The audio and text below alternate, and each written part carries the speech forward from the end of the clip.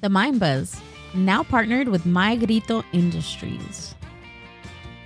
3, 2, 1. What's up, Mr. Rob? Hey, man. How's it going? Good, man. Thanks for having me back. Yeah, dude. Been anticipated for this for the past couple of weeks, so Yeah, it's the, I was going to say, I think your listeners might be getting tired of having Oscar and myself back on for the past 3 weeks, right? So we're just going to add you guys to the podcast. We should.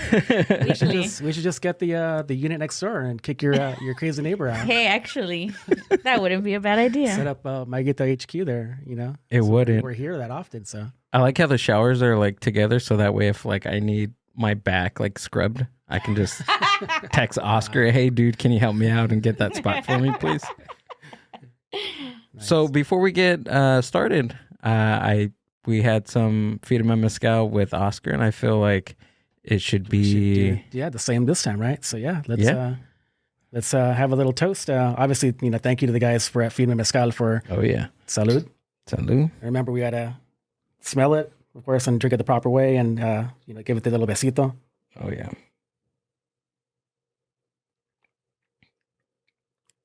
Smooth like always. Yeah, exactly. So, we welcomed Feed My Mezcal to the as sponsor of the podcast network last week's, and obviously encouraging everybody to go follow them on Instagram at Feed My Mezcal, and pay them a visit at feedmymezcal.com. While you're in the, if you're checking out the site, you want to decide you want to grab a bottle, obviously try it out. If you enter the code My Grito at checkout, you can get a few bucks off. So make sure you take advantage of that. Nice. So go down to the show description as you are listening to this podcast and go ahead and check them out. Feedmymezcal.com. And get a discount. Who doesn't like a discount? I know, right? I know I do. Be a smart shopper. Be a me shopper. Be an Amber shopper. Half of the stuff I have that I got from Amber are like 50% off. No, it's not. Shut up. What a lying ass. Shopper. Yeah. No, you make me sound like I'm cheap. I have a great bit about that. It's freaking awesome, and I love it. Crowd goes wild. But welcome back, dude. Thank you, man. So we're here to talk about all things Wiretap, all things Rob Castellon. Mm-hmm. So what's going on? Where did it all start, Mister? Mister. It all started in sunny Orange County, where I grew up in Santana. So I guess if you want to take it all the way back, I grew up. I was born in Santa Ana, California, here in Orange County, and the youngest of 3 boys. To obviously parents of immigrant descent. So first generation here. So yeah, that's where we started. You've had a very interesting career in music, and I feel like it's all been in music, dude. Like even since college too, right? Yeah, for the most part, yeah. We can take it even way back, but I mean, yeah, most of my working career has all been in music. Yeah, yeah. So, and that's what 12? Was it 12 years at K-Rock? Yeah, no. Right out of college, I got a job at K-Rock. So for those listeners that may not be familiar with K-Rock, K-Rock is obviously in LA here. We all know K-Rock and we all grew up listening to K-Rock, but you'll be surprised that a lot of people even outside of LA don't maybe know not the weight, but I mean just how big K-Rock really is across the country and even the world, right? But yeah, no, I worked for K-Rock for 12 years, starting off, as a van driver, promotions assistant, going to all the events, passing out stickers and, being the promotions van driver. And then, slowly working my way up to a sales assistant and, working in sales integrated marketing and, and then, developing roles in marketing and that kind of thing. So yeah, and of course, even after that, I've had roles at iHeartMedia. I spent about 2 years at KLOS also within the radio space. Held roles at a streaming audio company called TuneIn, and I'm currently over at BMG Music. Nice. So what's BMG Music exactly? BMG Music is a long-standing record label. So we're talking, these guys had the back catalog of The Clash and Johnny Cash, and it's a label that has a lot of history, right? I currently work on the production music side of the roster of the company. So that means I work a lot closer with I do marketing for their production music arm. So meaning like when you hear production music, that means like it's not just like stock music, whatever, but it's like we create custom music for like clients like Netflix or like Hulu and Paramount Plus, Apple TV. So like these clients will come to us and say, hey, we need a track for this particular series. Like, what do you got? And if we don't have it, we'll put together what's called a bespoke track, and we'll create something out of scratch for them. How does a musician like get on Netflix? How does that happen? Yeah, it's a lot of, just like anything else, it's a lot of luck. Yeah. Knowing the right people, and like, obviously knowing firsthand. Right. Now that I'm learning the ins and outs of like how that world works, how the sync side works, it really is very similar to like, landing the attention of a record label or whatever, a studio, whatever. Like it really is kind of just being out there like anything else. It's networking and kind of knowing people. And at the end of the day, that's really kind of what it comes down to, guys. Like it's about kind of just like being in the right time at the right, throwing yourself out there, right? Yeah. Is there like a specific person? Because remember when we had Howler Honey, they had done a few things and they were saying, the heck was that? I don't know. Sorry. When we had Howler Honey on, they were talking about that they've done a few things for like networks and things like that, and they record like certain instrumental, like notes or things like that, and then they put it together with other ones. But we were talking about like, is there one person in particular that like how do you even, I don't even know how to ask my question, but how do you even like go about saying, oh, I know an artist for that, or oh, I know something for that? Like is this just one person, or is it a group of people that are like musically inclined that know hundreds and thousands of like different genres, or is it not that complicated? No, it really is kind of like what you're saying. Exactly. Like we do have a team of like producers and like, engineers that like we'll get like an email, or we'll get like an ask from clients that, hey, we're doing it, we're putting together a production that's like medieval 1920s, whatever. Do you have anything, in that vein?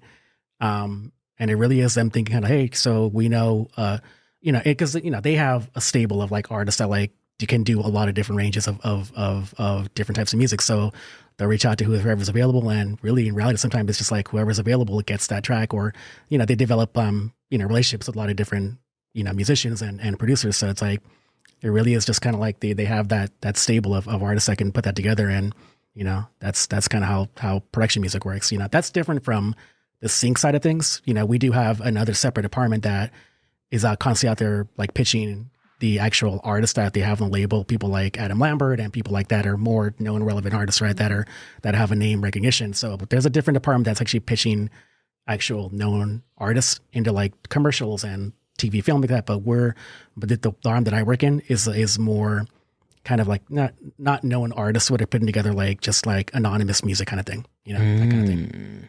That's cool. Yeah, so it's more than just like one thing. You guys are doing Yeah. array of it's all types of genres, Yeah. Like it goes from anywhere from even like, actually our company actually worked on the Frankie Quinones show this fall. I was just really? gonna bring that Yeah. up. I was gonna bring that up, that show had so many like local artists and like bands that weren't like as big, but we knew who they were. Yeah. Oh, that's cool. Yeah. So, I don't think we did, like, I don't know exactly how it all worked, but I think we had a few tracks, but then another company had another a series of tracks that were on the show.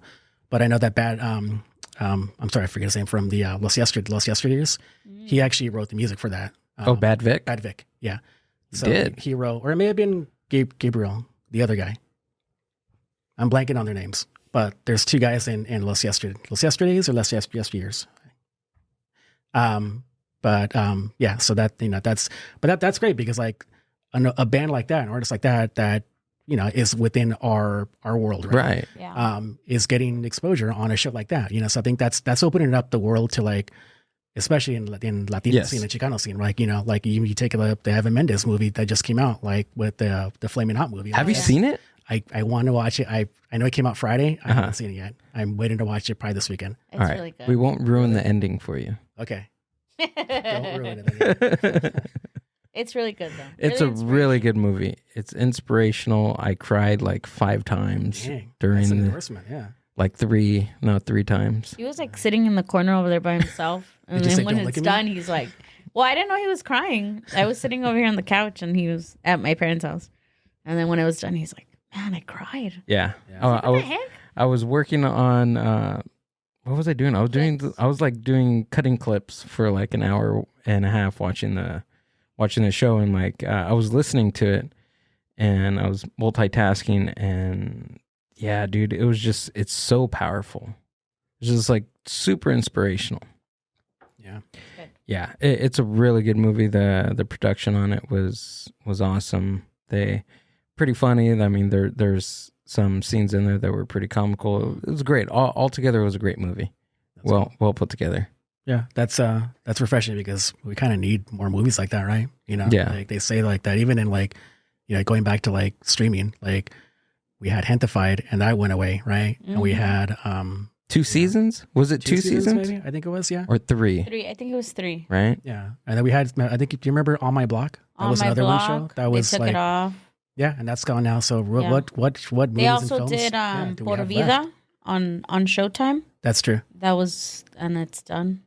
Yeah. So, you know, you take a show like this, well, I'm glad that that's getting renewed. That's got a second season coming. So we need more of that kind of stuff, man. You know? Yeah. And I think altogether, the support's there. I mean, the audience is there. It's a matter of like sharing and showing up for those types of shows. I wonder if those shows like we watch them, Latinos watch them, but is it not enough to keep them up? Because it's only one certain type of demographic that can, or not that can watch them, but relates and watches them. And I wonder if that's why they're pulling them. Yeah, that might be the case. You know, again, Yeah. I don't work in that space, but I mean, like, Yeah. I got to figure that's probably What's happening? that's got to be some truth to that, because like, you know, yeah, like in the end of the day, like I'm sure like Squid Game and shows like that are obviously pulling in huge numbers, but you give On My Block or the show like that, it's not going to compete against that. And Yeah. you know, but I mean, it's good that, you know, like I said, going back to this Hulu, like that. Maybe because Hulu is a smaller platform, I think they're not as big as Netflix and some of They're the not as platforms. competitive. But it's It's still a surviving pretty, there. but I think it's still a Yeah. pretty big platform, Hulu. Oh yeah, yeah. Yeah. So Definitely. Yeah, I think as long as we continue to show up for things like Yeah, that in our exactly. community, you know. yeah, you know, and even in my case, like, you know, I know you had, you know, Johnny from Chican Hollywood on, you know, a few months ago, and like, it's for me, it's important for people like myself to be quote unquote in the industry, right?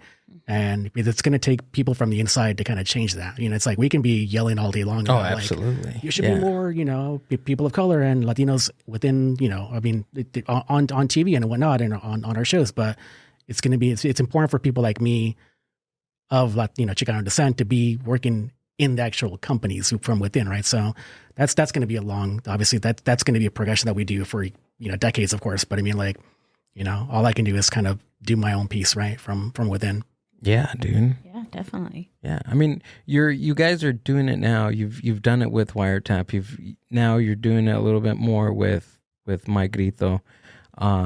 So 2014 you started Wiretap, and that was out of pure I need to fucking do this type of attitude. Yeah, kind of. I guess call it, you know, some people might call it a, you know, midlife crisis. Some people might call it like, you know, just boredom, whatever.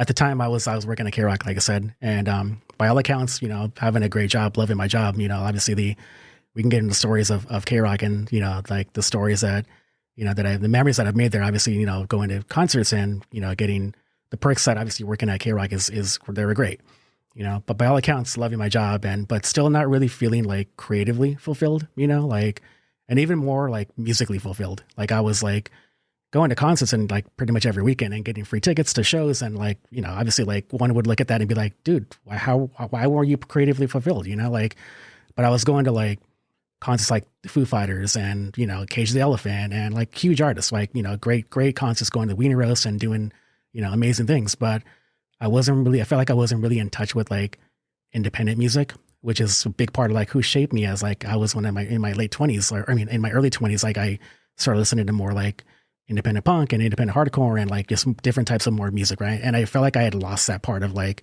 going to shows and like going to like all ages shows, or even going to like, you know, shows like, you know, small bars or whatever. I was going to like concerts, not shows, you know? So I told my wife like one day, like, it sat with me for a few months. I was like, kind of want to do this, but it's, I just had, like I had a, my daughter and my boy were like, I was married now. I had started a family. We had just bought a house. By all accounts, the perfect life, right? Great job. Had a family, just had 2 kids, like what more do you want? Right. But just, I told my wife one day, I'm like, I think I want to, put out a 7-inch, like put out a 45 record. And she's like, you want to start a label? And I, no, I don't think so. I just want to do like one and be done with it. Just a kind of bucket list type thing, And she's like, how much is it going to cost? Which is obviously the question one, right? So, I told her what it's going to cost, and say, hey, this is the plan. I found these 2 bands that are into it, that are open to doing it. They know it's going to be only one-time thing, and, get out of my system. So I found 2 local bands. Actually, one of them actually was, I think you're from, like, I brought you a record actually from a band called Audio Karate. So they're a band that I actually knew from like going to the shows when I was like, maybe 19, 20 years old, like back in like 99, I want to say, maybe 2000. And, these guys had a side project called Indian School. So I reached out to those guys and say, hey, I'm going to put out a 7-inch for you guys, and it'll be done, one and done, it'll be done. So safe to say that like that was going to be just one time, and that was going to be it. Luckily and unfortunately, I guess, like it did well. It did better than I imagined it to be. It sold fairly well, and here I am, 150 plus releases now, and 10 years next year. Wait, how much? 150 plus releases over 9 years, and next year celebrates 10 years. Wow! Congratulations! Whoa, dude! Thank you, guys. And what's a 7-inch? Sorry, I'm an idiot when it comes to music stuff. So a 7-inch is the smaller records. The smaller ones. Yeah. So the 12-inch is like the full LP. Those are the traditional looking records. They look like, they fit in, okay. like 12 inches, right? So 7-inch is that's why they call them 12-inch, because like they're 12-inch from top to bottom, and circular. So 7-inch is half size, but they traditionally only fit about 2 songs or 3 songs. So in like the 50s and 60s or whatever, like that's how singles were like made to, like they would press 7 inches, 45s, and they would put on singles on them, or they would give them like to the radio jockeys, or they would like sell them at like stores. So people would buy 7 inches. Okay, let me reiterate this, see if I'm learning anything. So 45, those are single songs, right? One on side A, one on side B. Yeah, and that's only because like you can't fit as much music on a 7-inch or a 45. Gotcha. Same thing. 7-inch and a 45 are the same thing. Oh, they're the same thing. They just referred to differently. Oh, yeah. Okay. All right. And by 45, I mean like that's the RPM, the way you play it.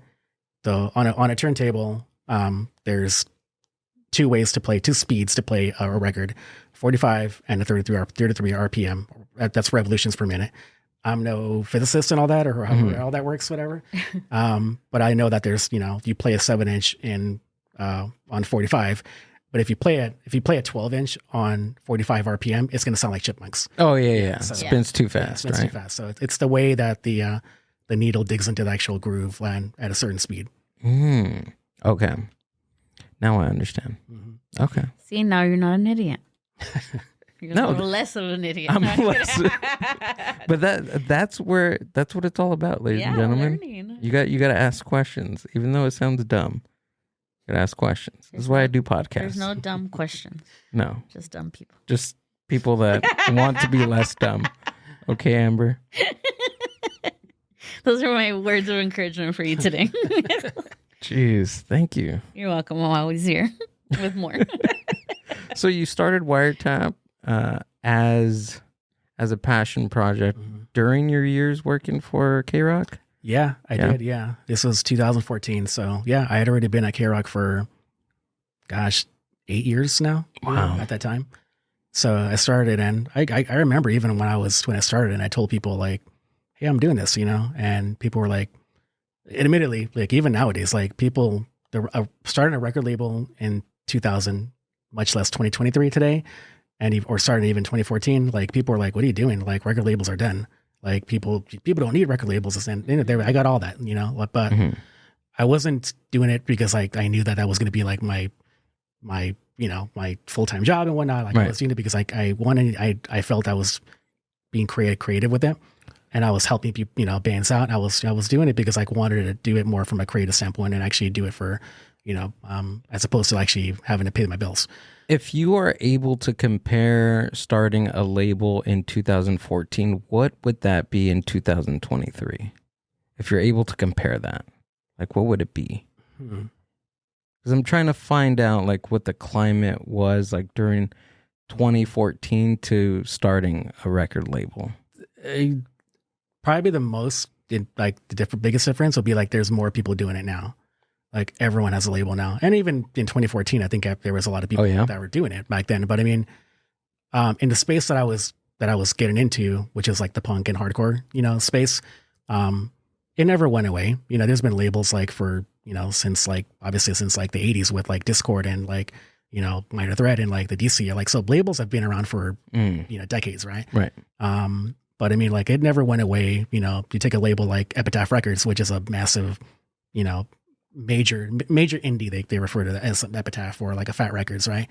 These labels never stop supporting independent bands, so it's like, that's kind of how I modeled what I wanted to do with my label, was to like get to the point to be a major indie, but never be like a Capitol Records or anything like that. If it gets to there, great, but I think if you go into it with that ambition to be like, I want to be Capitol Records, I want to be Atlantic Records, like that's where you kind of get misconceptions. Like your expectations are kind of like misguided on that. Be like, because the music industry has changed so much since those days that it's very hard to get to label to grow to that level nowadays.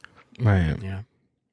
And so you worked at iHeartRadio too, or? I did. Yeah. Yeah. So after KLOS. Yeah. Dude. I ran the gamut with the, on the dial, I guess, moving from one station to the other. So after K-Rock, I worked 2 years at KLOS, which again, it was another, iconic landmark, radio station here in LA, working with like Frosty, Heidi and Frank, in the morning. Oh, cool. Dude, I used to listen to them, I want to say like 2015, 16. Yeah. Ish. They're still doing their thing. Yeah. They're On still My doing a Way. great show. Yeah.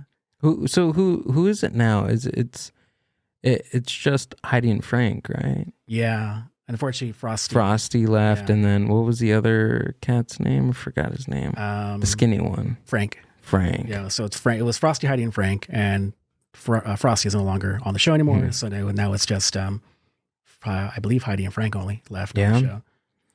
My coworker used to do the K-Cal Kager out in Redlands. Yeah.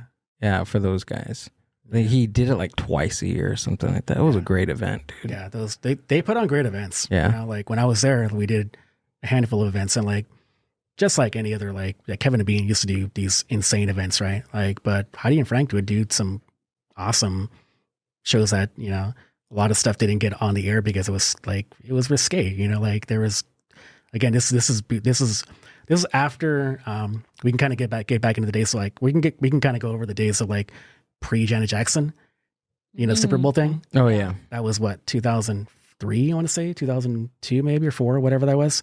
That's when things kind of changed, and you couldn't do anything not only on air, but you couldn't do anything on the streets. Like pre-Janet Jackson having a what do you call it? A wardrobe malfunction? Wardrobe malfunction. On the Super Bowl on national TV, right? Yeah. After that, like all our on-air talent got pulled into a room and said, you cannot do anything that's gonna, because CBS got sued, Did they really? Yeah, I think that's where the whole rate came down from, because after that happened, we got memos and emails. I remember getting that email, like, because I was on the sales team. So we got notified that any time that, there's any kind of a controversial client, like, I think like, whatever it was, like, it's got to be ran by legal and stuff. And, that's when, Ralph Garman used to be on K-Rock. He had this thing called Sex You on, where he would like give tips on like relationship advice. And it was a lot of like love line, but it was a little bit more, a little bit more adult themed. So if that show went away, and even for us, when at the time I was a van driver at the streets, like, passing out stickers, and like, we'd go to a 2-hour van hit at like Sprint or whatever, T-Mobile, whatever, and like, hang out, play music, whatever, do giveaways. And before Janet Jackson, we were able to do like contest, hey, everybody, we're hanging out here. First person that can go down the street, run home, whatever, and get your Kevin and Bean CD to bring home, right? Yeah. Like something as simple as that, we couldn't do anymore because like now we got legal involved. What if somebody crosses the street and gets run over by a car or whatever? Things like that, So Whoa. a lot of stuff changed after that. We couldn't do more creative type things like that. It was more just like play music, give away CD, whatever, and stickers, and that's pretty much it. So, but yeah, Frosty and Frank used to do some crazy fun stuff too. Were you watching the Super Bowl when that happened? Yeah. Oh yeah. Did We all you were, yeah. did any of that like come to your mind when you're watching that? Like, No. this is gonna be something that's gonna change the Not at all, entertainment industry. I think we all just Industry. That's not the first time it had happened in the past. Like things like that happen all the time. Even in, like it's live TV. Like things like that would happen. I think I remember even like watching WWF at like long ago. Like one of the women's wrestlers, like something fell out. Oh yeah. And I was like on a pay-per-view. I'm like, but I think that's pay-per-view. That's not live. Channel 2 or CBS, whatever. So I have no idea that it was going to change to that degree, and it's changed over. Right. It's all changed since then. Yeah, we pay $50 for this pay-per-view, so we got to see something. Yeah. Get your money's worth. So yeah, something has to fall out, right? What fell out? A chest. Pull it up. I'm just kidding. Okay. Pull it up. No, there was a few Got it. times A that chest. that has happened, like because all that was live, and even before that, there was a couple of things that happened on SmackDown, which was pre-recorded on like the Tuesday, and then it would come out on Thursday. There was a couple of things too that I've seen. You can YouTube this. I think it was like the top 10 times WWE forgot to edit something out before airing. And there's just like some wild stuff. Yeah. Like I can't believe they left that They in. left it in. Wow. Actually, now that I remember, it didn't fall out from Janet Jackson. Like I keep going He back ripped to it. it Sorry. out. Yeah, Justin Timberlake ripped it, and Yeah. But there was this whole like she was mad at him for a long time, and then they did this controversy of him like doing it like knowingly. Like there was this whole thing like where after it wasn't an accident. Like he was like a womanizer. Like he did it on purpose. Like it was a Like- planned thing? Yeah, something like that. You know how after something big, there's always this other like naysayers or things that arise from it. But that's what I had heard, that it was supposedly like There's two sides of the story, right? it's like the Hot Cheeto one where I told you that now people are saying that it really wasn't him and all this things. So. I wasn't gonna bring it up, but since you brought it up, have you heard about that? That Amber knows a little bit more about that, but I'm pretty intrigued to knowing what that other story is. That there's something out there on the internet saying that he wasn't the creator of the Hot Cheeto. Yeah, I heard something along that Yeah. lines, but I don't know exactly. I had heard that Amber, you probably know more than what I'm about to say. But I like, don't. I had heard that like there's some truth to it, but like he wasn't the only one. Yeah, I Or think something that's what along- I had like, heard. I know he was that- definitely involved, and he was Yeah. like, he brought up the idea, but maybe somebody had already kind of put it into play, and he kind of took credit for it. I don't know. Again, Well, I don't really know that story. like I guess it's not giving anything away, but they do in the movie kind of infer that another plant, like another Lay's plant, was already working on a hot. Oh, they version. did? I missed that part. then. Yeah, you don't remember, but they were No. doing it with like chemicals. Like No, Oscar gave me all these timestamps that he wanted me to clip, so I was. that's what you were doing. That's what I was doing. You were crying, clipping his, doing his clips, not the movie. Just kidding. Speaking of other chips, you guys, maybe I might date myself, but do you guys remember Crunch Taters? Whoa, no. Oh, what's that? So pull it up. Pull it actually. up. Pull it up. Crunch Taters were around in like I want to say the mid '90s, and they were like they have a lot. They have them now actually, pretty common. But like they're jalapeno flavored, like whatever kettle chips kind of thing. Oh, And they were awesome. They were the first spicy chips that are like as a kid, all you they're had from was like Lay's? that's them. And there's a famous scene in Home Alone where watch if you keep scrolling, you'll probably come across some Macaulay Culkin Home Alone. There you go. Oh, right here. So he's eating those on the movie, and I remember seeing that. And I was like, dude, that's a meal right there. Crunch Taters and Pepsi. Like, that was my lunch in high school. You know what I mean? Like that's a bag of Crunch Taters and a Pepsi. That was my break and my lunch. So I wonder what but happened I used to to them. love those They pulled them off. Frito Lay Crunch Taters. Yeah, One of those chips that kind of came and went, and Oh, crunch tater like an alligator. Oh. so they're like There's original, and then there was Mighty Mesquite. Yeah. So Hot Cheeto. nice fun Took fact them for you. off. Nice. They took him out. They took them out. There was only room for one hot chip. Oh, and it was a Yeah, hot. and that style was chip? before Flaming Hot. You know, there was a hot one too. I think. But imagine, dude, this one idea, this one flavor that just revolutionized a whole fucking decade of not just chips, but like there's soda, Industry, there's yeah. different products. Yeah. I want my money It's back. a though. full brand. You're what? I said I want my money back. For what? Now I have like gastritis and I can't eat past 10 It's a whole o'clock. generation There's a whole of gastritis. generation You're of right. Telling me, yeah, fucked we up get stomachs. We get those from Costco. My kids eat Flaming Hot literally every like the big box. You know, like Yeah. I'm guilty of the one because we're the ones who buy it, right? But yeah, we're all gonna suffer. From I that remember later. when they came out because I think they came out like 95, 96.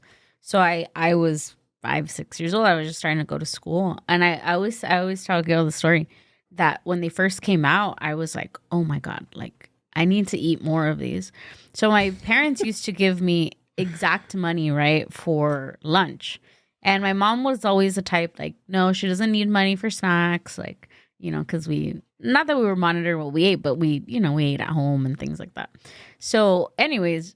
I used to tell the lunch lady that that I forgot my money at home, and then she'd be like, "Okay, just bring your money tomorrow." So they wouldn't deny you lunch, right?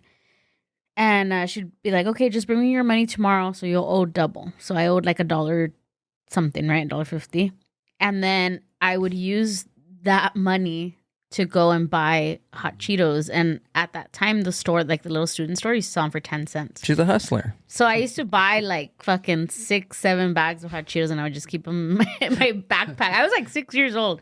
And then I would go home and I'd be like, Dad, can I just have some money, please? I want to buy a snack. So then I would go back and then I would pay my debt from the lady. And then my dad always gave me a little extra. So then I had extra. I would do that at least like twice a week. And then I started like hoarding my chip. Like it was like this whole operation of how to get hot Cheetos. I was addicted. It was like Economics. my crack. Like I was addicted to them. That's so funny. And it never stopped until like a couple years ago when my stomach couldn't take them. Yeah, but it's like a whole brand, dude. They revolutionized everything. They did. Because there's everything. Like there's not only Flaming Hot Cheetos, there's Flaming Hot Doritos now, and like I don't know if Funyuns, Hot everything, fries, yeah. Funyuns, pretty much everything. Yeah. popcorn, Doritos, Yeah. peanuts. popcorn. You Everything. said popcorn, right? Yeah. Mountain Dew. What? Yeah. Oh yeah, we have one on the fridge. Yeah. You want to try it? It doesn't sound good, is it? You want to should try it? Yeah, maybe. Let's try it. I haven't tried it, so we can try it on air together. All right, let's do Yeah? it. Okay. It's All right. Flaming Hot Mountain Dew. Flamin' hot Mountain, Mountain Dew. Dew. Yeah. Oh my gosh. Here, Rob is. We're on asking a story, and then we're like, "Hey, you want to try Mountain Dew?" I don't know if that sounds like. I'm a little nervous actually about it. Have you had it? Oh, well, actually, if you think about it, it's actually more like a michelada, right? Like it's the same, it's spicy. I have no idea. All right. Where you guys are about to find out because I won't be partaking in is this. this your only can, Gil? It is, but we can get All more. right. Don't worry. But yeah, it sounds kind of. They do like flaming hot sushi. It's just there's hot Cheetos and everything. Yeah. Hot Cheeto sopes, hot Cheeto tacos. It's crazy. Hot Cheeto sushi. Yeah, that's how I said hot It's an Cheetos. empire. He's here to shoot it. Well, these are the only glasses I found. All right. Show the camera because people got to see that. Yeah. Put it on our product cam. There you go. Mountain Dew, hot Cheeto, sponsor us. Get that. All right. I'm excited, dude. Look at this, dude. Yeah. Oh, you got that. Try it. I've been waiting for like a good moment, and this is a perfect perfect, moment. man, yeah. All right. Look at the color. Oh, Look at that. isn't Mountain Dew already like bad for you? Yeah. Wasn't there like this like thing where it like lowered your sperm count? Any type of. Now on top of that with hot Cheetos? Yeah. Cheers, man. Look at that. Look at the color on that. Jeez.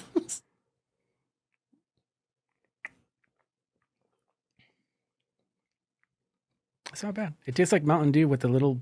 It's a little kick. hint. Yeah. Yeah. It's not all hot Cheeto. Does it taste like hot Cheetos though? It has like a little It's like very, very subtle. lingering taste. Like if you would to dip Yeah. a hot Cheeto in Mountain Dew for like a couple of seconds Yeah. All right. and let it hang out in there for a little bit. I thought I was gonna have a lot more like kick, Yeah, like you know, spice or like something. Spice, yeah. Like I don't know, like if you put like tahini in there, or whatever, or something, and a little bit of like pepper in there, or something. It's cool. It's fine. What happened? Because I smelled it. I smelt it. Oh You yeah. smelt it? Oh yeah. If you smell it, you can actually It smells like hot Cheetos? Yeah. a little bit more. Just give it a besito. Right? I know. I'm like, I'm using the mezcal etiquette here. That's how you're supposed to drink the flaming hot Mountain Dew, like mezcal. Hey, Firme Mezcal should do a A collaboration collab with Mountain Dew. Flaming Hot. Flaming Hot. Well, Oh, but yeah. I'm glad I tried it for the first time. Yeah. I'm not sure I would order that. No. Because that's like a one-off thing, right? It was like a seasonal thing. Yeah. I'm pretty sure. Yeah. Yeah. The person that got it for us got it from like this like store that does like Cool. exotic snacks or something like that. Next week, we're going to try Doritos from Japan, ladies and gentlemen, which are still in your drawer, right? Hopefully. Or did you eat them? No, we Don't ate tell me 'em. you ate them. We ate them. We ate them. Who's we? My dad and I. Did you really? We did. This whole time since November, really? Yeah. Are they like spicy, like the Oh, chip no, they're shop thing, delicious. whatever kind of They're thing? They're taco delicious. flavor. I know that Yeah. sounds weird, but Well, it's the same concept, right? In Mexico, aren't the ones in Mexico nacho like flavor like that, taco flavor? no, they're just No? regular cheese. But they're spicy. Oh yeah, they are spicy. The No, but the Doritos in Japan, they're like a taco flavor. Oh, okay. Yeah, you know that Taco Bell seasoning that you used to get. It has like cumin, but it's also kind of Mhm. like sweet at the same time. But it literally tastes like the seasoning from Taco Bell Like for the meat? for the meat. Okay. Yeah, Huh. like You can buy that? imagine that on chips. Chip. yeah, you yeah. can buy the seasoning. The They Taco used to Bell do the- seasoning? Can you really? Yeah. Huh. Okay. Yeah. I remember my tia used to get it all the time. Isn't it Yeah. just like She's like, we have Taco Bell at home. I'm like, fuck. Isn't okay, it just like it's the not little same. packs that you get like to like make taco meat or tacos? Yeah. You know? Like, Yeah, but it was Taco Bell. But like, it's actually brand. Oh, I like see. branded Taco I Bell. think they I even see. did like shells at some point too. Yeah. Oh, yeah. Yeah. I don't know. We didn't make those, but my friends. You didn't did. make them? No, my friends did. No?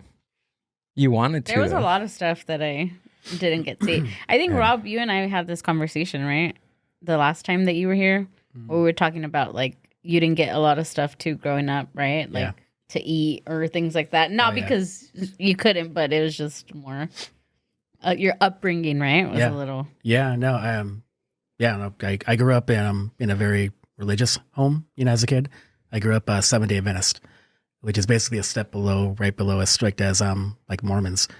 So not that it was like that strict, whatever, but Right. growing up and towards the end of my like as I got older, my older brothers got like the worst of it. They were like my parents were very much into it when they were younger. By the time I was born, I think they were kind of slowly not getting out of it, but they were like not as into it, I guess, or not as Right. like psyched about it, I guess, right? But I think towards like maybe I was like 7 or 8 or 9 is when they started kind of like Oh, okay. they were like, I think it's okay if we miss like maybe we'll just skip church on Friday night because like in 7-day Adventist, like you literally it's the Sabbath. You have to you there's no TV, there's nothing basically, no Friday night through Monday morning. Like there's Wow. yeah, so it's very strict and very like all you do is basically go to church on Friday night. You go to Saturday service and then Sunday service. Like it's literally all you do on the weekends. What was it like growing up like that at 5, 6, 7 years old? It's all you knew. Yeah. Like all my, like I'd see my cousins and they were all in the church too. Like we were all bored as kids. You're like, but that's all you knew, like, but yeah, like you kind of, with everything else, that's all you kind of know, right? Like, that there's a world out there, and especially with like I could, I'd go to school and I'd talk to my friends and they'd be into like, whatever, like Michael Jackson or Prince or whatever and things like that. I'd be like, I don't know who that is. I know that these people exist, but I didn't really know who they were, like, right. It was like, that's the secular world. That's like, that's not, so like, I knew there was like Madonna and people like that, but I wasn't allowed to listen to that kind of stuff at that age. Later on, I guess like when I turned like 8 or 9, whatever, then my parents were like a little bit more open to that. And that's when the musical world kind of exploded on me, like pop culture exploded on me. And like, I started watching movies more and like, taking in more pop culture, and I think when that happened, me and my brothers just like consumed everything, like it's funny because like we went from being very, like secluded to all that kind of stuff to literally everything came in at once, like horror movies and like WWF, which is, arguably like that's something your Christian kids want to watch, right? Like, right. At that age. Yeah. To basically taking in like, hip hop music and taking in like, pop music or, Run DMC and things like that, so, but yeah, like growing up as in that environment was, I think kind of actually did kind of help me actually appreciate my first love of music because like, to say what you say about gospel music, religious music in general, it still makes you feel something, Right. So gospel music was the first type of music that actually made me feel something, so. Yeah, absolutely. Don't they say that Lucifer was like he played like instrument? There's like a story, right, where with Lucifer, like something about he was like a singer or some shit like that. I don't know. The Robert Johnson thing? No. The Robert Johnson thing is totally different. But what I'm saying is Lucifer had followers because of like music. There's a story in there somewhere of like in Christianity. I think there's something. I think you're right. onto something, but I can't quite put my finger on it. But yeah, like that makes sense. That. Did your parents? Because you said right that your parents came here from Mexico, right? Yeah. Did they already come with that previous like religious background from Mexico, or was it introduced to them once they got here? That particular the Seventh-day Adventist was actually part of my mom's side of the family.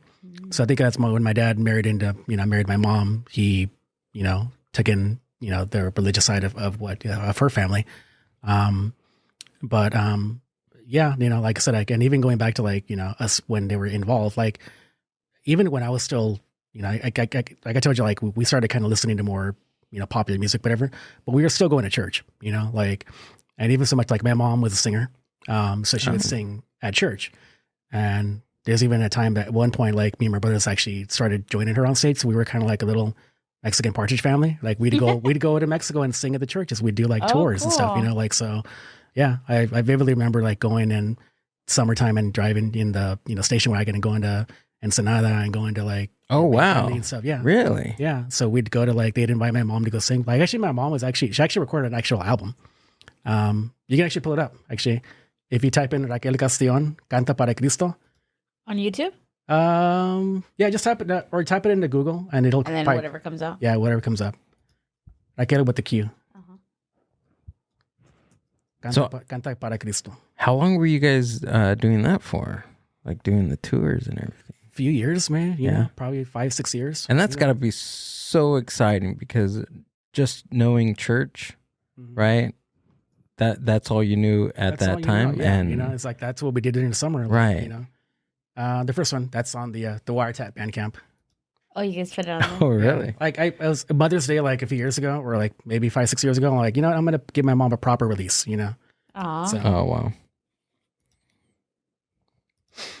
So nice.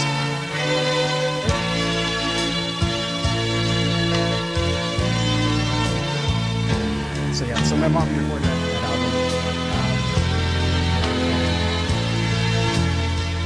Never had a proper release. You kind of just, she came home, got a few like cassettes, like the guy gave her to after he recorded it, and kind of that was it, like never had a proper release. So I'm like, I'm gonna give my mom a proper release and have it out there. It's on Spotify. She sounds great. Yeah, it's like that. She has like that 70s. 70s, like that was definitely her influence. Like she loved like stuff like it's that era. It's like 70s. It's kind of like very vocal kind of stuff. So Yeah. And there is actual recordings of yours truly and my brothers at like pre-puberty, obviously singing on stage with my mom, and and my dad would actually work the board, so we'd. Oh, really? Wow. Yeah. So we'd actually like quote unquote tour. We'd go to like 3 cities or whatever. But we'd go in and perform, and my mom was a star, and we'd accompany her, sing songs too with her, with my dad working the board. Just sounds great. Yeah, it sounds really good. And props to you, dude, for giving her a proper release like that. Exactly. So, unfortunately, my mom passed 2 years ago. So I was gonna ask you, did she get to listen to it? She did, yeah. She before she passed, I did, surprise her with make CDs because there had never been actual physical besides the few I think she brought 100 cassettes that she gave out to people around the church and stuff like that. So we had maybe 4 or 5 copies of the actual cassette. That was, so I had to get it converted to digital, and then you can still hear the cracks and stuff on the actual digital version now. Oh, wow. Yeah, I put it up on Spotify, and so all our cousins in the US could all listen to it. Oh. Yeah, so, yeah, it was cool that, and I think she was. Because that whole world's everything that I do with Wiretap and, my radio gigs and, my day job, it's such a foreign thing to my parents, but when I surprised her with that, it was she's like, what do you mean? Anybody can listen to this? I can just send this to my tia or whatever, or my cousins, los primos, and they can hear it. So I was happy that she was able to do that and see that, Yeah. That's awesome. That's really nice of you. And the cover art and all that was part of the first. That's so 80s, right? Yeah. Look at that. that was groundbreaking in graphic design back then. Was it? I guess. Look at that little silhouette of my mom. And what is that, a tower? What is, oh, yeah. It's a lighthouse. Oh, it's a lighthouse? Okay. It looks cool, though. Yeah. I feel like a lot of artists are going back to this look, though. I've seen a couple of album covers that are like this, graphic-y with other stuff on there. Yeah. Textured. Yeah. Graphite type of stuff. Things always repeat themselves, don't they? Yeah. Yeah. I like to say that way. My mom was very DIY before it was cool to be DIY, So that's cool. That's good. Thanks for sharing that with us. Yeah. So what was your fondest memory of the church? Was it the music? Yeah. At that age, I guess it's hard to comprehend your own spirituality and all that, so I think I knew that I had faith and all that, but you're a kid, it's that's just what you did. Mom sang at the church and you kind of went there and played with your cousins and other kids and stuff, and, at the end of the day, you went home and, like I said, towards the end, we would get to listen, watch TV and, things like that. So, but I mean, it's all you knew. I read somewhere that most Seventh-day Adventists are vegetarians. Not vegetarians. We can eat pork. Oh, can eat pork, but most of them are Most vegetarian? of them stick to just chicken and beef sometimes, but no pork at all. You know what's crazy? So are you familiar with Redlands, California? Mm-hmm. So there's a big population of Seventh-day Adventists in Redlands, California. And are you familiar with blue zones? Mm-hmm. So blue zones are regions of certain parts of the world that have a population of longevity. So Redlands is the only blue zone in the United States because of their diet, because of their vegetarianism. So as a longevity, you mean they're the longer they're living? Yes. It's because of their diet. Because of their diet. Interesting. Isn't that crazy? Interesting, yeah. Redlands, California. Wow. Yeah, and then now we won't get into it, but yeah, I know what you're gonna say. I know. They're also racist. No, don't. I'm just kidding. Really? Not everybody. There's pros and cons. Right. We have some long living racists. I'm just kidding. They're living longer so they can be racist longer. No, because I seen obviously it's not everybody that lives there, but there was I guess Proud Boys that live there within the community. There's probably Proud Boys. No, there is everywhere, but that one made the headlines of them going to a school. There's probably some in Chino. There's probably some in Long Beach. No, I'm not saying there's not. They're just everywhere. I'm saying that's the article that I read. Where are you getting your Jeez, information Are you the from? mayor of Redlands or what? I could be. That's nice. I'm running No, Redlands. 2024. Redlands is beautiful. It It's is a nice, really It's nice really city. It's really nice. nice. Yeah, Yeah. but They're the only blue zone. California, pull it up. Man, yeah. I believe you. Blue zone. No, I found that piece of information when I was studying nutrition a few years ago. Mhm. Yeah, it was just it was a wild thing to. That's the only place and I think it's like in Northern America too, Wow. because there's some parts in like the Philippines and China. I think the few Latin American countries too. Redlands, huh? Yeah, but so was the gospel music like your earlier influences of music that they had on you? Yeah, initially, I think like it was all a progression. I think, I think as I keep going back to my parents, as they started slowly kind of like accepting more popular pop culture into our life, right? Like, my mom used to do it. She didn't go straight to like, Black Prince Sabbath. and Prince and like, Right. Whatever. Like it was Led more like Zeppelin. she would listen to like Kenny Rogers and like Johnny Mathis or like Neil Diamond. She loved Neil Diamond. So, and my dad is still listening to like, my dad actually didn't really, he was kind of indifferent to music. Like Yeah. they would listen to like the AM station, Orange County called KWIZ. And it was a lot of that kind of stuff, Chicago and Air Supply, like basically 70s, like adult contemporary, what we call now, Right. and slowly like my mom would venture out off the dial and it would be like, whatever, Madonna or, Prince or whatever, or, like 90s pop music, like Wilson Phillips or like Janet Jackson or Paula Abdul and things like that, Mariah Carey, So slowly we started getting more exposed to that kind of stuff, and then as we got older, we started going to school and talking to our friends, of course. And it was like, this is when my world kind of exploded with more like hip hop, like, 90s, like hip hop, like Belle Biv DeVoe, CNC Music Factory, and, things like that. So 90s pop music was probably like my first like addiction to like, I need, what is this? I need it all, like. Was it hip hop first and then rock and roll, or was it Pretty the much, other way yeah, around? I think so. Yeah. I think in like, my early teens or preteens, like Yeah. I loved like CNC Music Factory and Belle Biv DeVoe and like, Bobby Brown and stuff like that, like that's like what was popular back then, POD was Vanilla one Ice, of yeah. kind of POD like that, was POD was the first. I just want to pull this up because we were talking about POD like a few days ago. POD was probably like one of the first like rock and roll band that I listened to, because they're like on the maybe you can correct me. They're on like the cusp of like Christian rock and roll, right? Yeah. And that was like my first concert was seeing them like at like a smaller venue. Yeah. And with my church. So I think I bought all their CDs. I had all their albums. Yes. That Brown was probably one to this day. Brown, aside from I think Satellite, right, it is one of my favorite albums. Yeah. From them. Yeah. POD was definitely like they did embrace the the Christian rock, Christian rock Right. tag, I guess. But they weren't always, right? I don't think so. Yeah. I don't think they, like, I don't think they really are anymore. I think that was like a time and place that it was like cool to do that. Like a band like Switchfoot and bands like that it kind of totally embraced that. Even like Creed, they were a Christian band, but now they don't want to be that anymore, because like, not that it's like not cool to be a Christian band, but like I think it's this stigma now, right? So they don't want to be tagged that. Even like, going back to like one of, like, it's funny you mentioned POD was one of your first like I don't want to say like your parents maybe allowed you to, but it was okay that the church is like, okay, that's a Christian rock band. Right.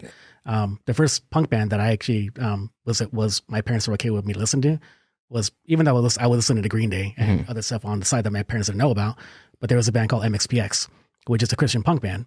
Oh, really? Yeah. Okay, I didn't know that. Yeah, so they're a Christian punk band. Now they're kind of off. They don't really do that anymore. But that was a band that was on my radar because like I was introduced to them because like I saw them at a Christian music store, so things like that. Yeah. Oh, and you did My Careers podcast too, didn't you? I did, yeah. So, which is a full circle, obviously being a fan of those guys for decades and being on Mike's podcast last year or 2 years ago, maybe. MXPX. I maybe have come across these guys like in my earlier teens probably. But the first time that I heard ska music was a Christian ska band called The Outsiders. Okay. What? Yeah. Yeah, pull it up. On YouTube or? Yeah, YouTube or Google. Probably YouTube is probably the best one. Yeah, that was the first time I heard ska music, and I was like, "This is fucking awesome, amazing! right? This is fucking awesome." These guys are singing they're singing like so fast. Yeah, there we go. These guys right here? The Netherlands band? That's not them, right? No, I think it's with the Z. The Outsider or the Insiders, it could be. Maybe the Insiders with the Z. Try the Insiders. Were they from Orange County? I don't know. The Inside of Ska. Yeah, maybe. That's them. There we go. Yeah, that's them. Yeah, oh yeah, clearly. Look at the album artwork. Hallelujah. That is definitely Yes. 90s ska music for sure. Christian punk. Yeah, there you go. First time I heard punk, first time I heard ska was from this band. That's awesome. Yeah. And this is what it doesn't say the actual the year this was released, right?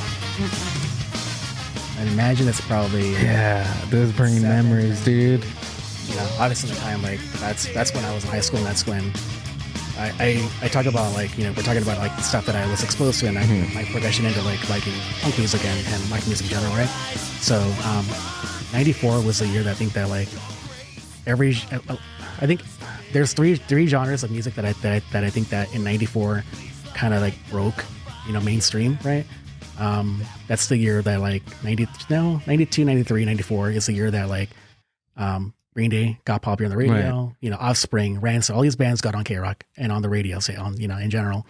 That's the year that like Dr. Dre, The Chronic came out, and like that's like that got on Power 106 and on hip hop, and ska, you know, like got big, and it was on every movie. No doubt. Like, no doubt. Yeah. You know, so that's the year that a lot of these subgenres kind of got on the radio and became their own genre. Right? That was like the second wave, right? Of for ska music, it was for the second ska, wave, right?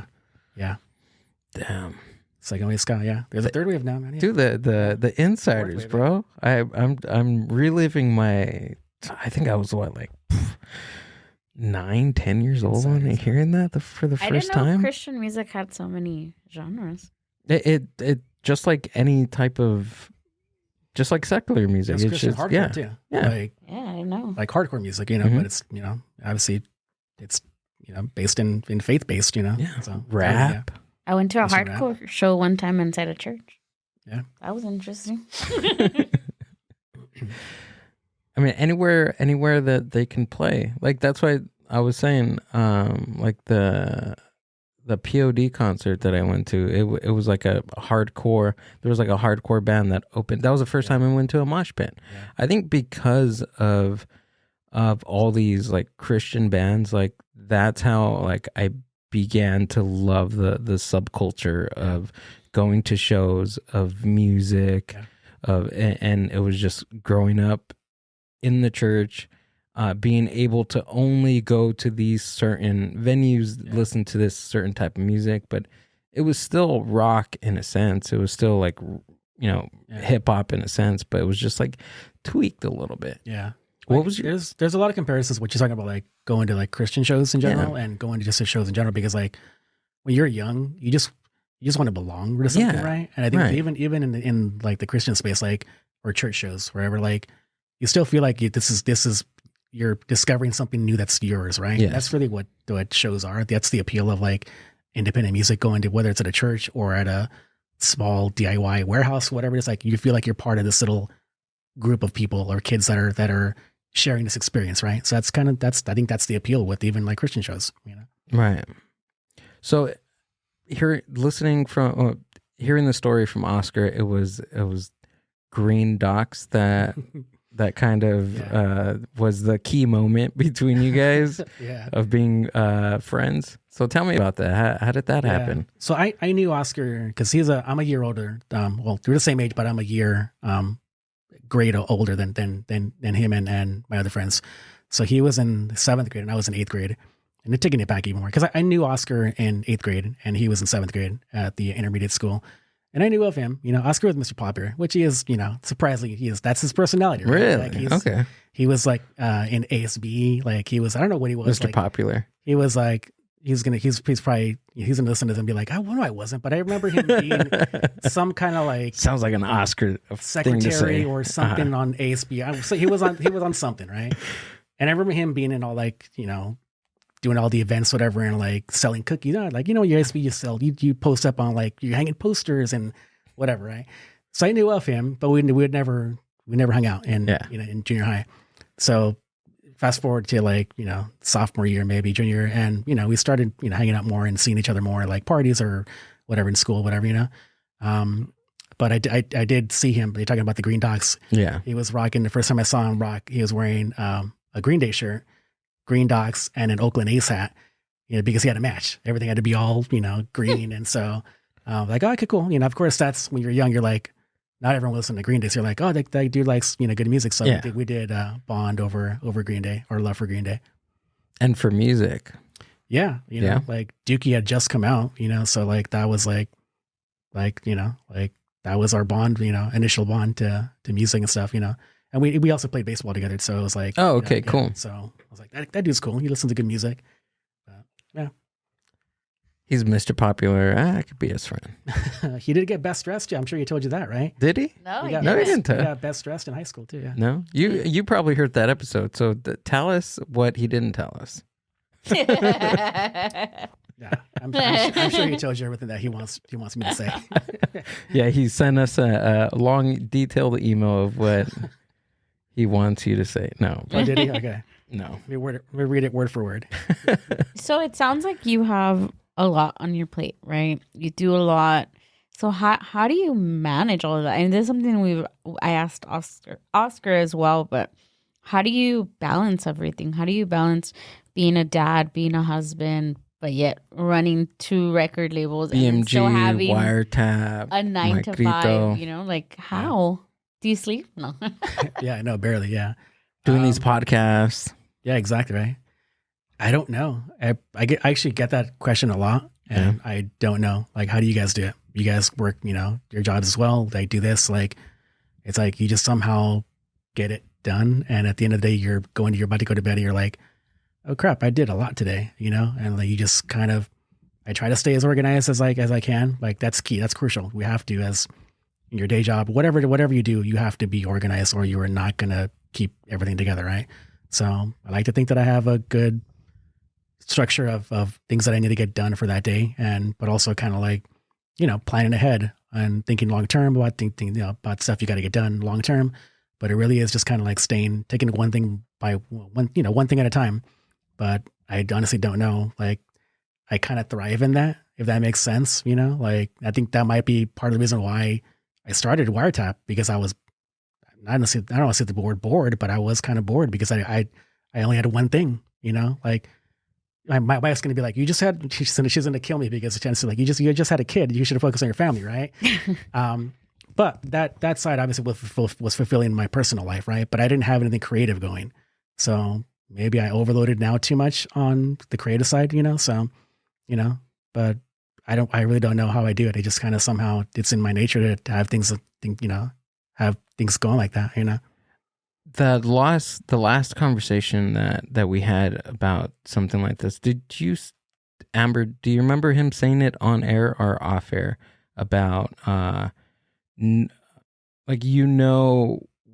your group of people knowing if they have like a side gig? Yes. Was that on air or was that off air? It may have been off air. I think it was off. Yeah, it was off air. That was such a good fucking point. I think dude. what I said, and it may have been off air, is that like in my day jobs or even outside of like what I do, whenever I've clicked with somebody or I've felt like, oh, you know what, actually we have a lot in common, or that person kicks ass, they know how to handle their job and they do really well in their job.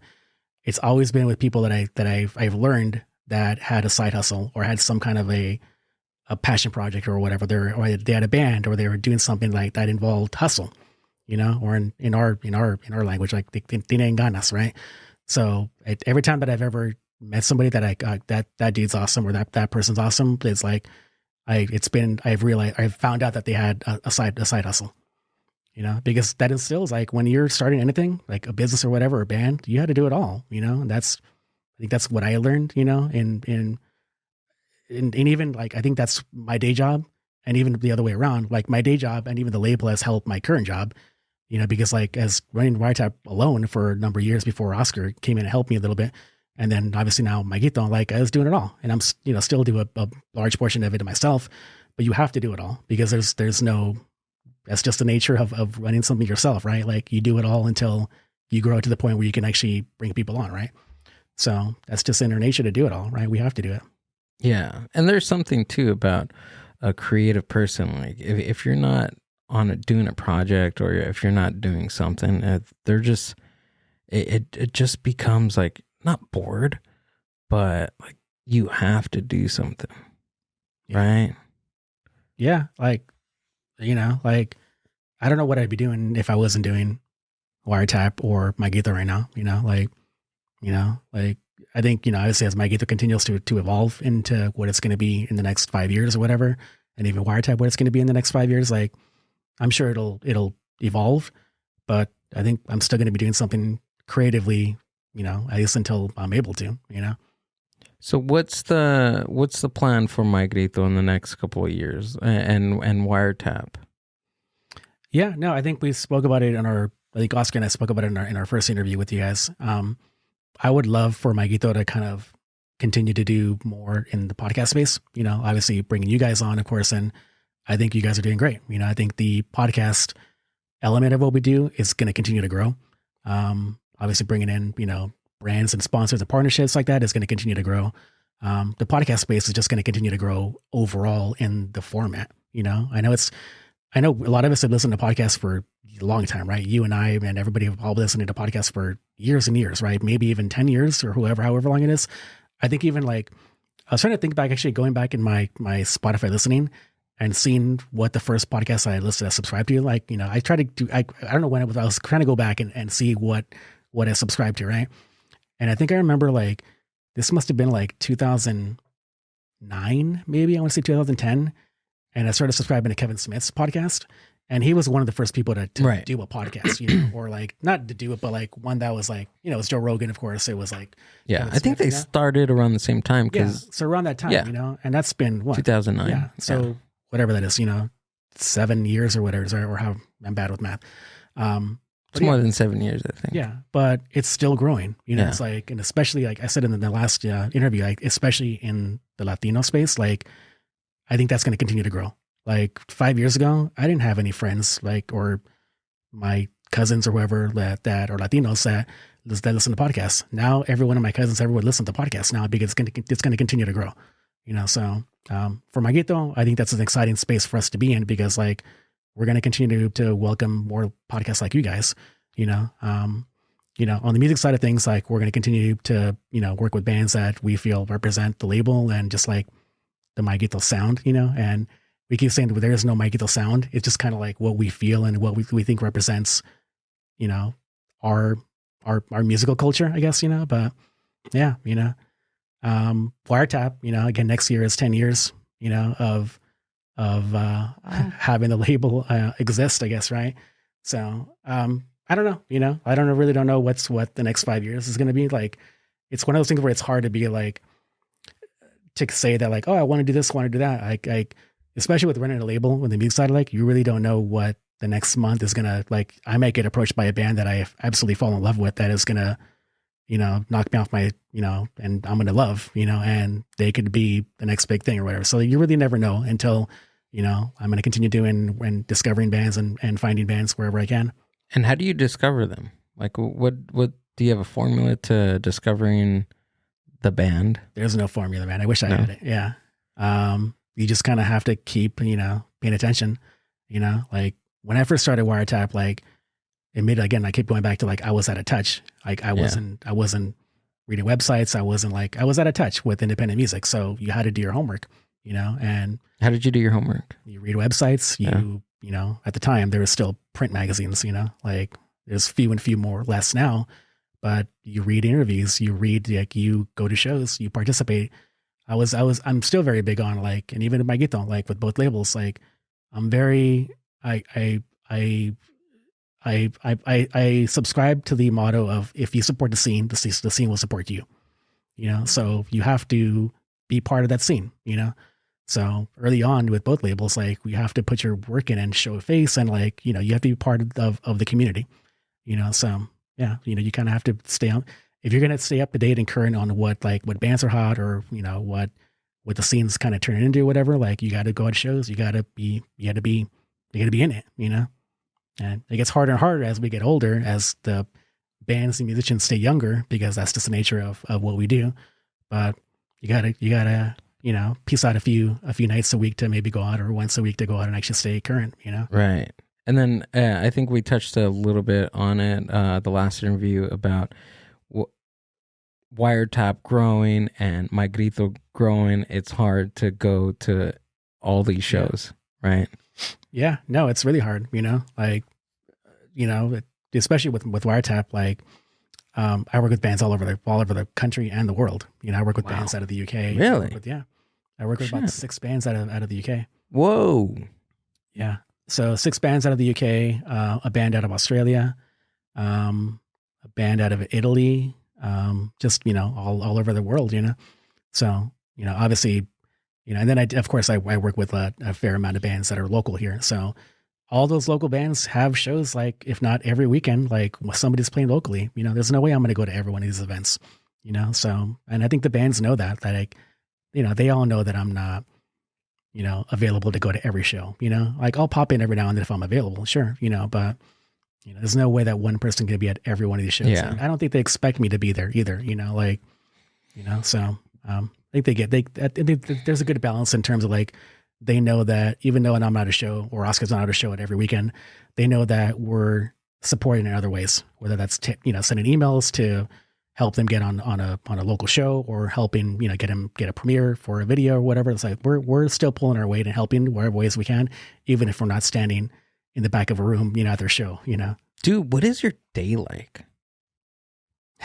I just think about all these projects and all these things that you and Oscar are doing, and I'm just like, what are like, how do these guys do it? Like, even Amber asked this like 10 minutes ago, but it just blows my mind, all these nuances, all these things that you guys do, and it's mind blowing. Yeah, because you're creating something from a ground up, and it's not just My Grito. You've grown Wiretap from the ground up. It's taken 10 years to do this, and just it's a lot. Did you run into any like situations where you're like, maybe I shouldn't do this. Maybe I should. Did you run into any like times where you're like, maybe I'm done. Maybe I shouldn't continue this. Oh, Has that happened? Every other year, sure. Yeah. Every other year? It's something that kind of comes and goes, and then, you think about it, you're like, or you get distracted, you're like, all right, I'm going to do this, whatever. And then it passes, like, I'll admit that, like, yeah, like early on, I don't know what the hell I was doing, know, like to a degree, I still don't know what the hell I'm doing. Like, just like parenting, you're winging it, like you can read all the parenting books you want, like, but you're still going to wing it, basically. Like, you don't know what the hell you're doing. Running a label and another business, like being a business owner in general, you're winging it half the time. You can have a plan for it, but things change every single day, right?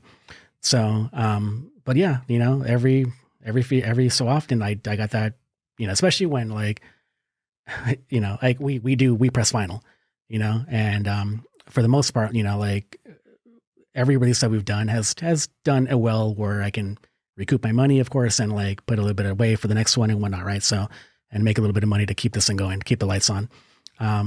But there'll be times where you're like, you put a record up for sale and you get like 4 pre-orders, and you're like, fuck, like that's a loss, like not everything's a giant hit, so, and then when the ones that are, you're thankful that you're like, oh, cool, that did well, I can continue doing this. But there'll be times where you're like, it's a bad few months or a bad year, whatever that year, and you're like, yeah, I think I'm done, and then you think about it, and you think about the stuff that you've done, that you've helped the bands, whatever. Like in these 9 years that I've been doing this label, I've helped bands get on, on radio, like on K-Rock, on KLOS. I've helped bands get on like BBC Radio 1, Triple J in Australia. Like I've helped bands get placed on like commercials and things like that in general. I've had helped bands like get on like Warped Tour and like Riot Fest and like, do all these cool things, like get Spotify playlisting. Like these are things that like I'm proud of, like that so things like that help me kind of stick around and be like, you know what, this is why I want to do it, why I got to continue doing it,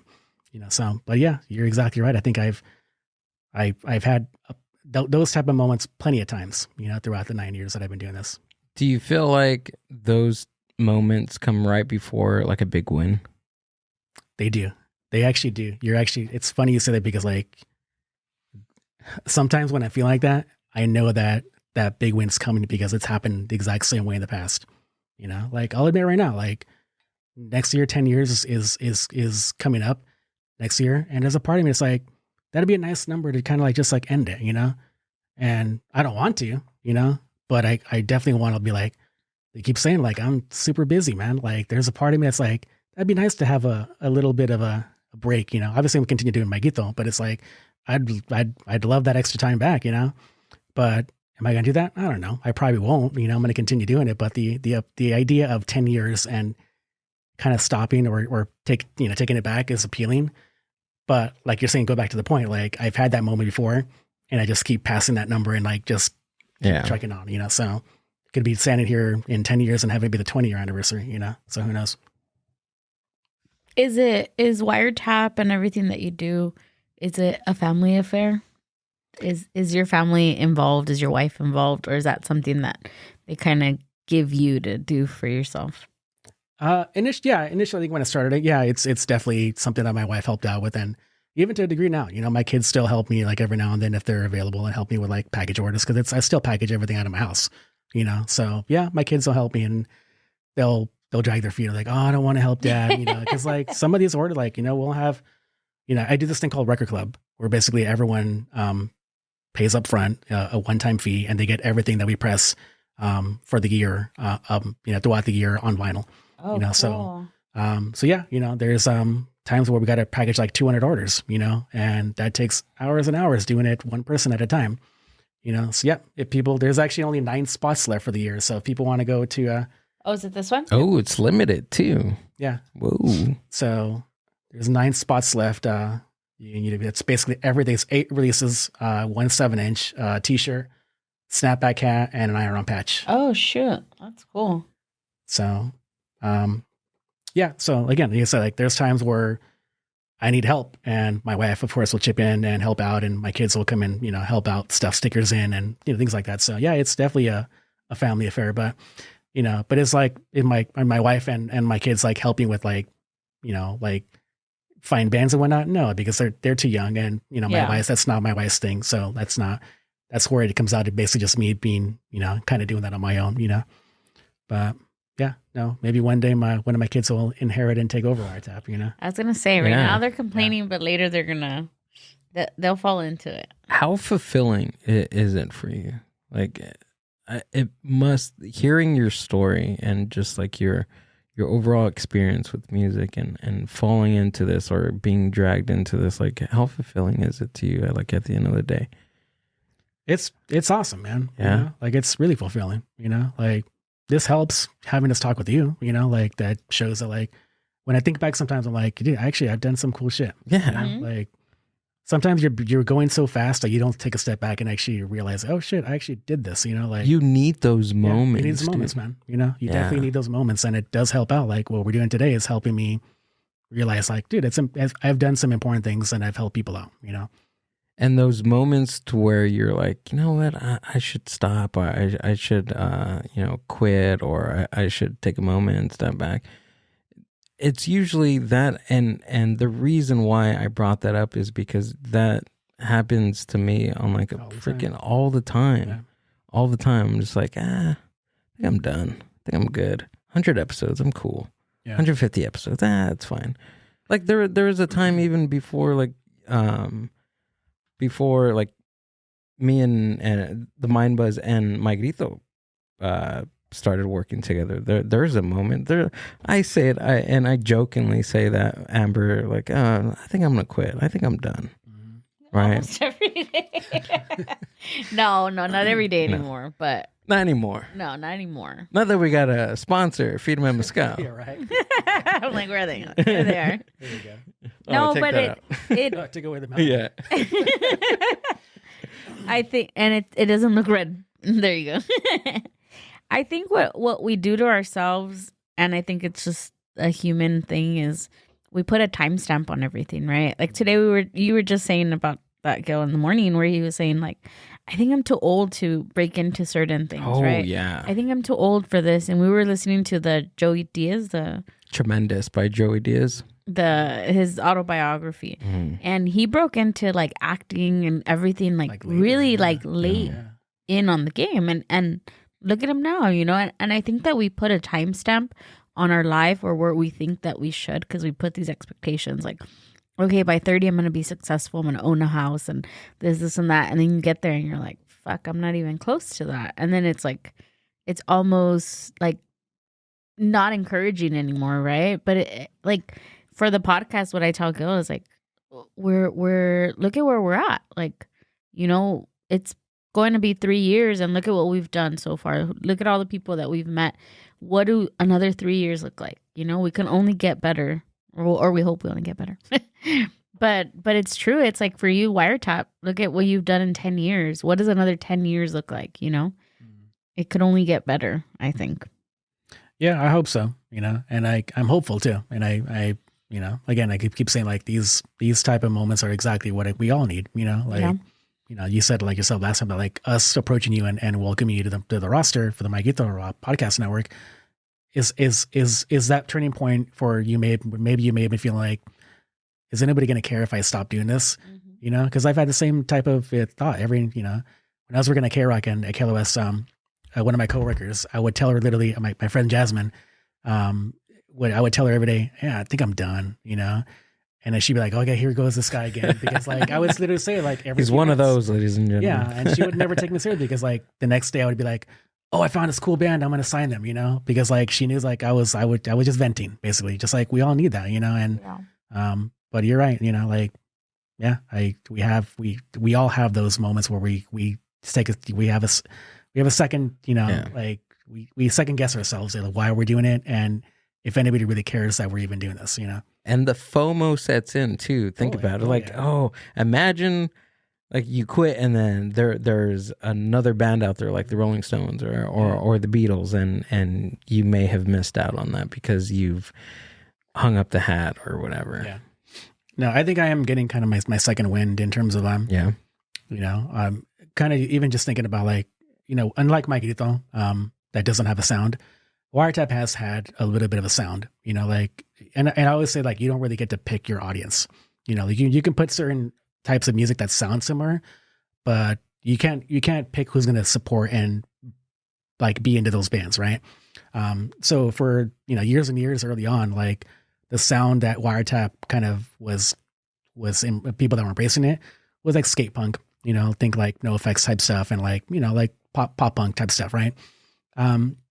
And I, over the last few years, like I think maybe like, just the time that My Grito was born and you know, even the whole thing with like George Floyd and just being more aware of like being more diverse in our roster. I think every company kind of took a step back, like we should probably be a little bit more diverse. Right.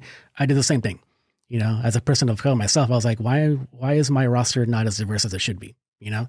So I did start working with more bands that were a little bit more diverse, but also more diverse in sound too, you know? So the last few years, actually even the last year, like I've kind of leaned into that a little bit more, where Wiretap's not so much like a punk label. It's a general record label. That's not just like known as a punk label now, you know? So, so I'm excited about the new bands that are coming out right now. Like there's a local band here. They're actually out of the Antelope Valley. But it's a band called Bed. That's kind of shoegazy, kind of like rock alternative kind of stuff. But I think they're onto something kind of cool right now.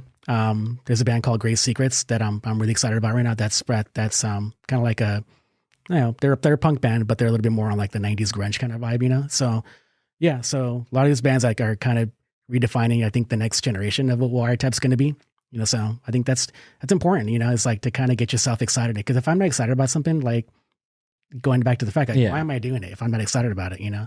So I need those little moments that are getting me excited about the next generation of what I'm doing with it. Are those bands on the Spotify playlist?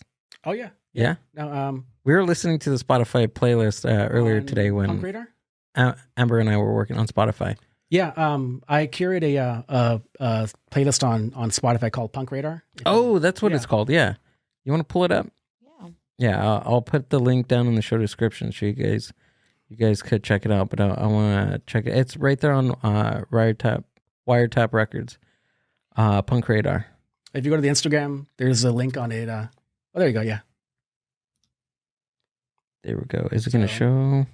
it's obviously I it's a way for me to give the bands that I work with the exposure, But I mean, like, obviously there's bigger artists like Rancid and whatnot, and It took you to the app. Yeah, right there. Just show it real quick and then there yeah, it is. there it So is. it's called #Punk Radar. Been doing it for a few years now. That's you know. super cool, dude. And again, it was like getting back to the point of like, obviously every artist, and we were lucky that, Yeah. like we've had a fair amount of bands that get placed on official Spotify playlists, that's what every band aspires to get on because it does help with like streaming and whatnot. And it's like, why are we shooting for getting our bands on Spotify's playlist when we should just create our own? Yeah. So I've created my own and it's been growing over the past few years. It's, it's almost at 908 likes now, which is, it helps out, So if anyone wants to keep up to date with the latest in punk and hardcore and, emo/pop punk type stuff, then yeah, follow #Punk Radar and get your daily weekly dose of new music. Love it, dude. Rob, thanks for coming out Yeah, and thank doing you the guys again, Mind Buzz. Appreciate it, Yeah, dude. as always, man, it's always fun, hanging out with you guys. So thank you. What do you got coming up? Where can we find you? Wiretap, of course, everything on Instagram, Facebook, everything is at Wiretap Records. You can follow that playlist I mentioned called Punk Radar. My Grito, of course, we gave all the mentions last week and the week before that is everything's at My Grito on socials, mygrito.net.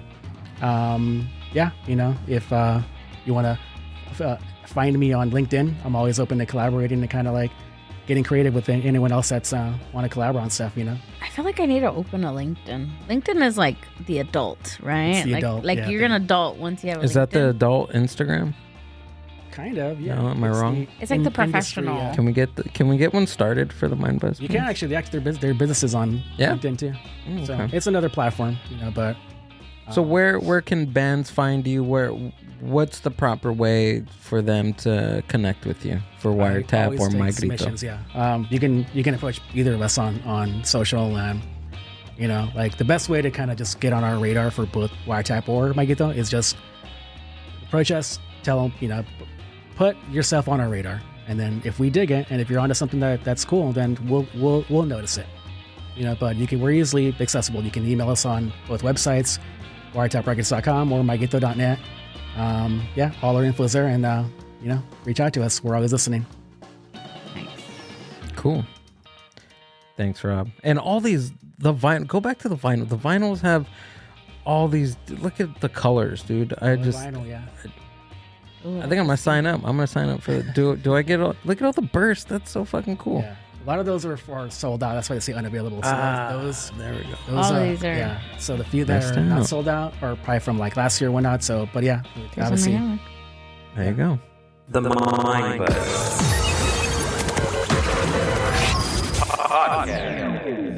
Peace and love. VitaMyMezcal.com. Go check it out.